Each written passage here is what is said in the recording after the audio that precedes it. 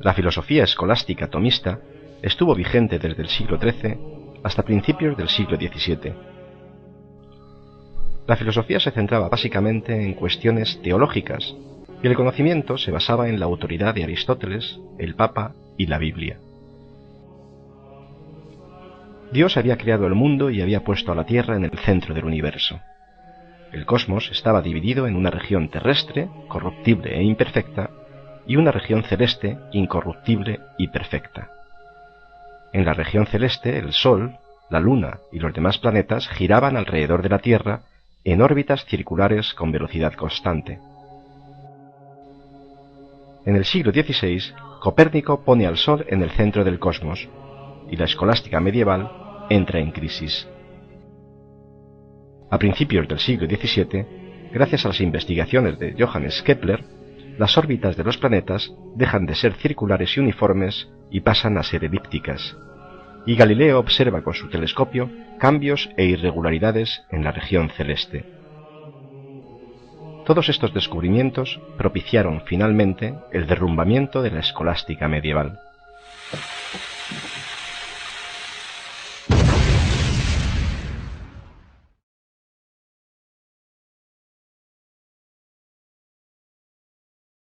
Tras el hundimiento de la filosofía escolástica, el objetivo fundamental de Descartes es encontrar un método que garantice el razonamiento correcto y la reconstrucción de todo el saber humano. Las reglas de dicho método son 4. La primera es la regla de la evidencia racional. En esta regla, Descartes establece como criterio de verdad la evidencia racional a imitación de la ciencia matemática. La evidencia posee 2 características esenciales, la claridad y la distinción. Una idea es clara cuando está separada y no se confunde con las demás ideas, y es distinta cuando sus partes están separadas entre sí, cuando hay claridad interior. La segunda es la regla del análisis. Consiste en dividir o descomponer la idea hasta llegar a los elementos más simples. Estas naturalezas simples son los principios a partir de los cuales se despliega todo el conocimiento. Las naturalezas simples son captadas por intuición, esto es, de modo evidente e inmediato. La tercera es la regla de la síntesis. Consiste en componer ordenadamente la idea desde los elementos más simples.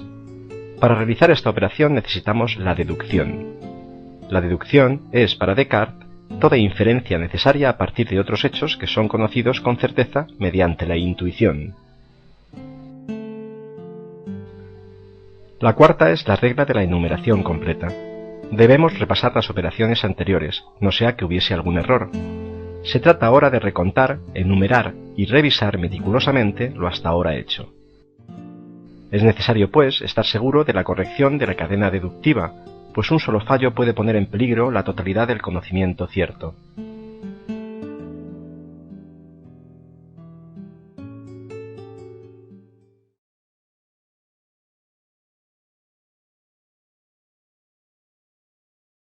Una vez que Descartes posee un método satisfactorio, tratará de alcanzar su objetivo, es decir, la primera certeza que le sirva como base fiable y segura al nuevo edificio del conocimiento que pretende construir. La primera certeza ha de ser lo más evidente, lo más claro y distinto. La forma en que Descartes llegará a ella será utilizando la duda. ¿Habrá algo tan claro y distinto que sea imposible dudar de su verdad? Comienza Descartes a dudar de todo. De lo primero que dudará será de los datos que nos proporcionan los sentidos. Hay varias razones por las que es razonable dudar de los sentidos. Ciertamente los sentidos a veces parecen engañarnos, como nos muestran múltiples errores perceptivos o ilusiones.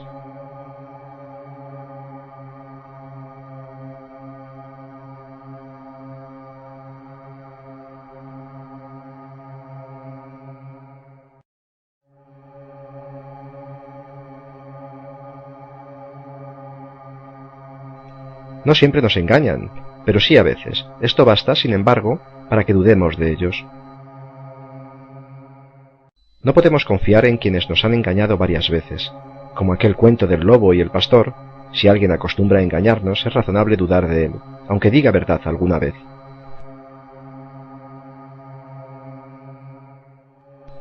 Supongamos, en cualquier caso, que los sentidos no nos engañasen. Podríamos tener otras razones para dudar de ellos. Podríamos estar soñando, por ejemplo. Muchas veces, en sueños, creo firmemente que estoy viviendo una situación real. Cuando despierto compruebo que la realidad es que estoy en la cama y no existe tal situación. ¿Quién me asegura que no estoy soñando ahora?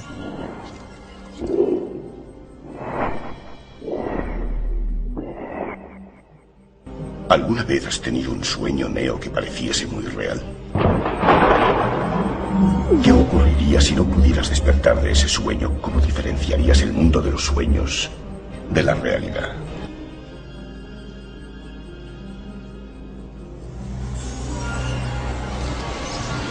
No obstante, continúa Descartes, parece que hay un tipo de verdades más fiables que las anteriores.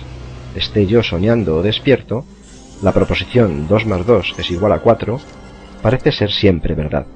Es decir, si yo tuviese este pensamiento en un sueño, lo reconocería dentro de él como verdadero.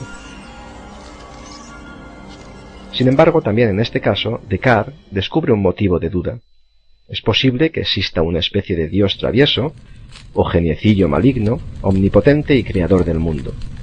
Este ser podría habernos hecho de tal modo que nos estuviésemos engañando continuamente respecto a las cuestiones que nos suelen parecer más evidentes.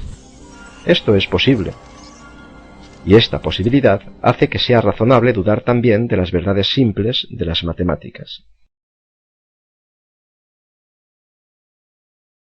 Sin embargo, considera Descartes que el poder de este supuesto geniecillo maligno tiene un límite. Podemos dudar de que lo pensado, 2 más 2 es igual a 4, sea verdadero. Es decir, el geniecillo podría engañarme en esto, pero nunca podría engañarme en el hecho de que yo estoy pensando algo. Es cierto que pienso si soy engañado. Es cierto, pues, que yo estoy pensando algo. Y si pienso es claro que existo. Aunque sea como un pobre ser burlado por un travieso genio. Así pues, tenemos la primera certeza. Pienso, luego existo. Cogito, ergo sum. La existencia del yo es entonces indudable. Tras alcanzar la primera certeza cabe una pregunta. Yo existo, sí, pero ¿en qué consisto? Soy. ¿Pero qué cosa soy? Podríamos darnos por satisfechos diciendo que soy un hombre, por ejemplo. Un hombre, no obstante, es un animal racional, dicen algunos filósofos. Pero es claro que para ser un animal necesito un cuerpo. Pero yo dudo aún del mundo y de las cosas que mis sentidos me muestran. Dudo también entonces de la existencia real de mi cuerpo. La respuesta no es pues satisfactoria. ¿Qué cosa soy entonces?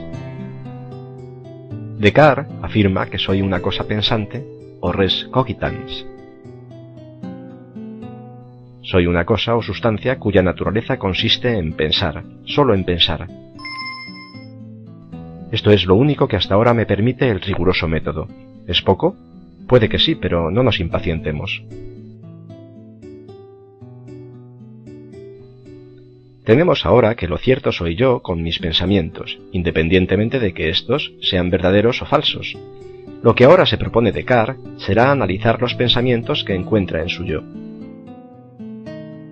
Encuentra que hay un tipo de ideas que parecen, pues no estoy seguro aún, que vienen de fuera. La idea de sol, perro o silla nos sirven de ejemplo.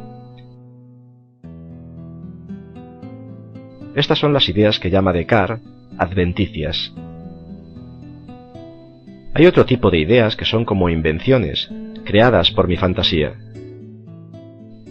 Sirena o centauro, por ejemplo. Estas las llama Descartes facticias. Por último, hay unas ideas que han nacido conmigo, por ejemplo, la idea de causa o de Dios. No es Dios una idea adventicia porque no tiene un referente externo, pero no es una idea facticia porque las ideas facticias parecen que están construidas con partes de ideas adventicias unidas caprichosamente. Pero las características de la idea de Dios hacen imposible este hecho. No conocemos un ser todopoderoso y otro ser omnisciente, y hemos unido estas cualidades en la idea de Dios, como hacemos con la mitad de un caballo y la mitad de un hombre en la idea de centauro. ¿Qué entiendo por Dios? ¿Cuál es el contenido de esta idea, al parecer innata? Por Dios entendemos una sustancia infinita y perfecta, o lo que es lo mismo, un ser eterno, inmutable, independiente, omnisciente, omnipotente y que posee también las perfecciones morales, esto es, que es absolutamente bueno y absolutamente justo. A partir de la idea de Dios, Descartes intentará alcanzar su segunda certeza. Constata Descartes que es evidente que yo tengo la idea de Dios, un ser infinito y perfecto. ¿Cuál es su causa? Yo mismo no puedo ser la causa de la idea de Dios que encuentro en mí, pues yo soy imperfecto y lo menos perfecto no puede ser la causa de lo más perfecto. Por lo tanto, la causa de la idea de Dios que encuentro en mí tiene que ser al menos tan perfecta como la idea de Dios. Y sólo una sustancia infinita puede ser la causa de la idea de un ser infinito. De modo que Dios existe y es la causa de la idea de Dios que se aloja en mi mente. Tras demostrar la existencia de Dios, queda aún por demostrar la tercera certeza, la existencia del mundo. Para Descartes, esto será ahora un juego de niños. Veamos por qué. Si Dios existe y Él es perfecto, y dentro de esas perfecciones está su infinita bondad, no es posible que me haya creado a mí y a los demás hombres de tal forma que nos engañemos continuamente. Así pues, si tengo la evidencia de que existe un mundo externo, debe existir, pues Dios no va a poner en mí esta fuerte inclinación a creer algo que no existe. Sin embargo, la verdad del mundo es sólo lo que de éste aparece como claro y distinto. Mis sensaciones subjetivas no son evidentes y cabe dudar de su realidad. Lo único que es claro y distinto del mundo externo es la extensión y el movimiento. El mundo es, pues, una máquina que se puede expresar matemáticamente.